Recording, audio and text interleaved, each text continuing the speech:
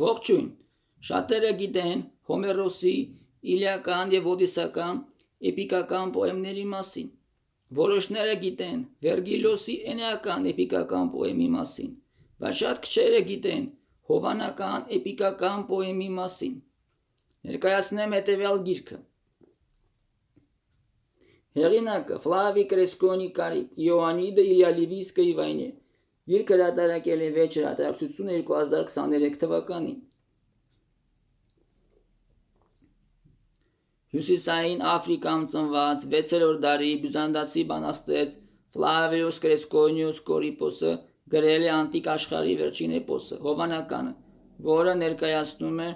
բյուզանդացիների և մավրերի միջև էպիկական պատերազմը։ 532 թվականին բյուզանդական կայսր Հուստինիանոս առաջինը իր հանրահայտ զորավար Ֆլավիոս Բելիսարիոսին ուղարկում է Հյուսիսային Աֆրիկա, որպեսզի նա այն վերանվաճի։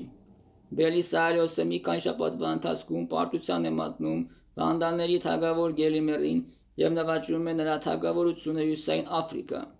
այդ թվում Կարթագենը, Ուտիկան, Հադրամեդը և այլն։ Շուտով Ստոցան ապստամբություն է բարձրացնում կայսրության դեմ։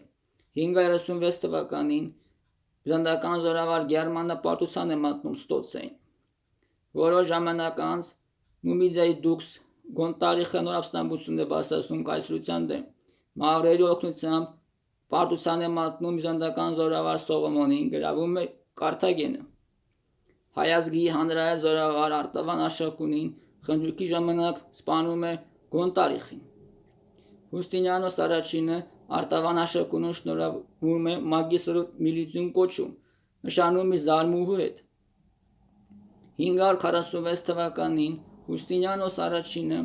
հանրահայտ զորավար Հովանես Տրոգլիտային ուղարկում է Հյուսիսային Աֆրիկա, որպեսզի նա այն վերանվաճի։ Հովանես Տրոգլիտան էպոսի գլխավոր հերոսն է։ Մավրերին առաջնորդում է Անտալան։ Բյուզանդացիների դաշնակիցներից է կիսով լատինացի Կուցինան։ Արդյոք բյուզանդացիները կկարողանան վերանվաճել Հյուսիսային Աֆրիկան, դա կիմանաք էպոսը կարդալու դեպքում։ Սույն գրքում էպոսը գրված է արձակ ձևով։ Գրքում առկա են լուսանկարներ, ծանոթագրություններ։ Գիրքը հետաքրքիր կլինի պատմաբաններին, բյուզանդագետներին, էպոսագետներին։